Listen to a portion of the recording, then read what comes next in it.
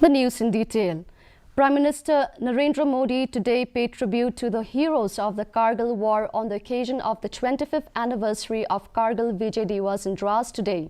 Addressing the gathering, Prime Minister Modi said Kargil Vijay Diwas tells us that the sacrifices made for the nation are immortal. Criticizing Pakistan over the recent terror attacks in Jammu and Kashmir, Prime Minister Modi said Pakistan had failed in all its nefarious attempts in the past but was trying to keep itself relevant with the help of terrorism and proxy war. जुलाई 1999 को भारत ने घोषणा की थी कि पूरे क्षेत्र को अग्निपथ का लक्ष्य सेनाओं को युद्ध के लिए निरंतर योग्य बनाए रखना है।